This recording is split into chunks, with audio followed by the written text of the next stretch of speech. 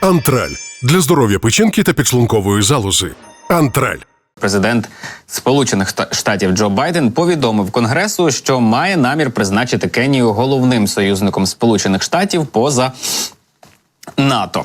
Такий статус Сполучені Штати надають країнам, які мають тісні та стратегічні робочі відносини з американськими військовими і цивільними особами у сфері оборони. Сполучені Штати глибоко поважають внесок Кенії у глобальний мир і безпеку. Це перший випадок надання країні Африки на південь від Сахари статусу основного союзника поза межами Північно-Атлантичного альянсу. Таке повідомлення вийшло.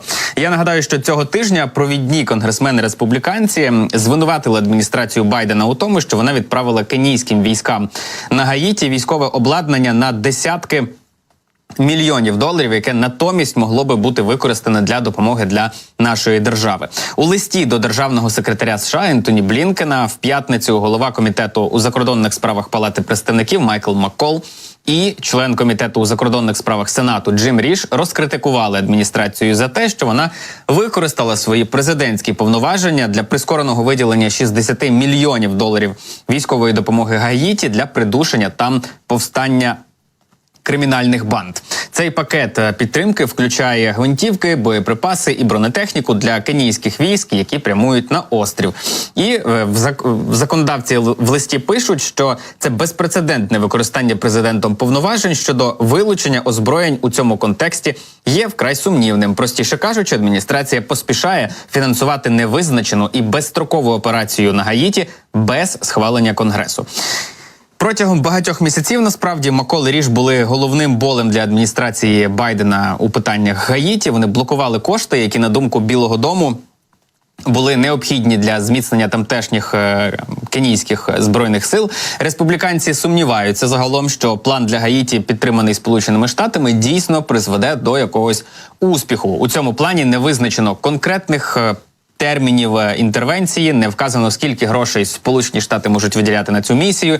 Тим часом серед конгресменів зростає також і занепокоєння, що американська підтримка Гаїті може дорого коштувати для України, оскільки Білий дім також надсилає Києву обладнання безпосередньо зі складів Пентагону. І ніхто не впевнений, скільки часу знадобиться для перемоги над бандами, які із кожним днем стають все сильнішими і впливовішими.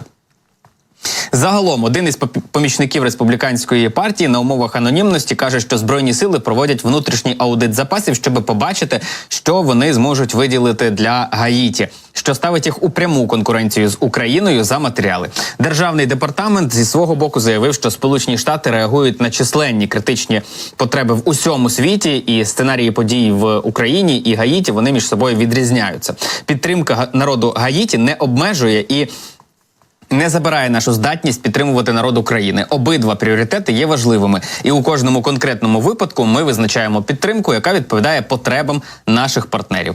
Теперішня, як я нагадаю, криза на Гаїті триває з 2021 року, коли в цій країні за загадкових обставин був вбитий президент Жовенель Моїс. І звідтоді свавілля банд охопило цю країну. Вони протестують, вони стріляються просто на вулицях. Там силовики наразі не можуть взяти ситуацію під свій контроль. Стосовно Штатів, це не єдині насправді новини, тому що президент Блумберг, точніше, із посиланням на свої джерела, пише про те, що президент США Джо Байден швидше за все може пропустити саміт миру у Швейцарії в червні через збір коштів на передвиборчу кампанію в Каліфорнії, який він має відвідати разом із Джорджем Клуні, Джулією Робертс та іншими американськими зірками. Саміт миру, як ми всі прекрасно знаємо, запланований на 15-16 червня після зустрічі Групи Семи в Італії. Кілька лідерів Великої Сімки планують приєднатися до конференції, але за даними Блумберга, ні Байдена, ні віце-президентки Камали Гарріс там не буде. Байден має вилетіти із зустрічі Великої Сімки на півдні Італії до Лос-Анджелеса на збір коштів, який якраз має відбутися 15 червня. І Блумберг пише, що таке рішення Байдена підкреслює, що він все більше переходить у режим передвиборчої кампанії, прагнучи подолати лідерство колишнього президента Сполучених Штатів Дональда Трампа у хитких штатах, якраз напередодні виборів. Нагальності ситуації цій додає і той факт, що минулого місяця Трамп вперше за поточний виборчий цикл затьмарив зусилля Байдена зі збору коштів, зібравши $76 мільйонів тоді як Байден зібрав лише 51. При цьому журналісти наголошують, що це також відображає ширший песимізм щодо конференції, яку Швейцарія погодилася організувати на прохання президента Володимира Зеленського. Однак все ж, навіть якщо Байдена не буде, близько 70 держав візьмуть участь у цьому саміті на тому чи іншому рівні, тобто представники можуть бути різними. Мають бути присутні прем'єр-міністр Канади Джастін Трюдо, канцлер Німеччини Олаф Шольц, прем'єр-міністр Японії Фуміо Кішіда. При цьому видання зазначає, що відсутність Китаю, ймовірно, розчарує Зеленського, бо саме Китай називають тією країною, яка може докласти максимум зусиль для того, аби вирішити ситуацію з Росією, точніше, ситуацію з Росією дипломатичним шляхом. Китай і кілька інших країн так званого глобального півдня наполягали на залученні і Росії до цього процесу. Водночас Україна і наші союзники не хочуть взаємодіяти з росіянами, допоки не матимуть якогось широко узгодженого набору принципів, які визначатимуть будь-яке майбутнє мирне врегулювання російсько-української війни.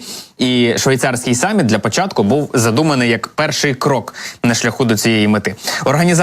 Організатори цієї конференції зменшили її амбіції, хочуть зосередитися на вузькому наборі цілей, таких як ядерна безпека, обмін полоненими, щоб згодом розширити коло учасників держав, які можуть потенційно доєднатися до майбутніх зустрічей у тому числі. Але журналісти підкреслюють, що ці пункти не відповідають мирному плану України, який передбачає виведення російських військ із території нашої держави і, відповідно, майбутні гарантії безпеки від українських союзників, друзів та партнерів.